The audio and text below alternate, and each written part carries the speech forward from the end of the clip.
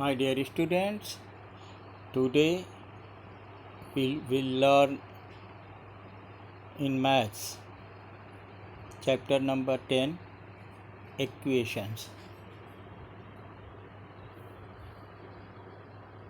In practice set 27, see the first question. Rewrite the following using a letter. बच्चों पहला question है the sum of the certain number and 3, मतलब कोई संख्या और 3 का योगफल कितना होगा। तो हम मान लेते हैं वो संख्या x है, x प्लस 3, तो ये उसका आंसर हो गया। दूसरा क्वेश्चन है the difference obtained by subtracting 11 from another number. इसका मतलब किसी संख्या में से 11 को घटाया गया तो उससे प्राप्त होने वाली संख्या।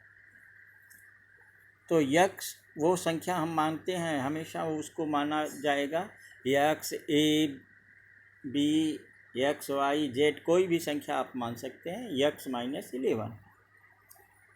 Third one is the product of 15 and another number. किसी संख्या में अगर 15 से गुणा किया जाए किसी संख्या में तो गुणनफल क्या होगा। तो 15 into x equal 15x। Next one, 4 times a number is 24। So 4 into x equal 24, और 4 में x का हम जब गुणा करेंगे बच्चों तो 4x इक्वल 24 आ जाएगा। क्वेश्चन नंबर 2, इसको ज़रा आप लोग ध्यान से देखिएगा, मैं पढ़ रहा हूँ question. Given below find out which operation must be done on both side of this question in order to solve them. जो आपका समीकरण दिया गया है उसमें आपको ज्ञात करना है कि दोनों पक्षों में, समीकरण के दोनों पक्षों में कौन सी क्रिया करनी पड़ेगी। तो क्रिया आपको मालूम है, जोड़ने की, घटाने की, गुणा करने की और भाग देने की। Means subtracting, adding, dividing and multiplying. So first question is, आपको दिख रहा है बच्चों, x प्लस 9 इक्वल 11। इसलिए हो जाएगा x plus 9 minus 9 equal 11 minus 9, subtracting 9 from both side. तो 9 और 9 माइनस है तो घट जाएगा, तो बचेगा x plus 0 equal to, x का वैल्यू 2 निकलेगा।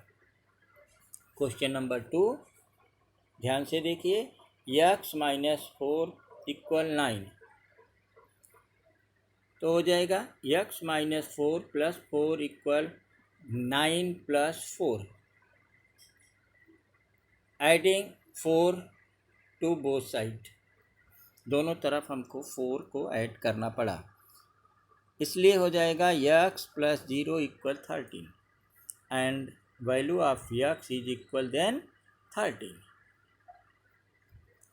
क्वेश्चन नंबर थर्ड वन देखिए,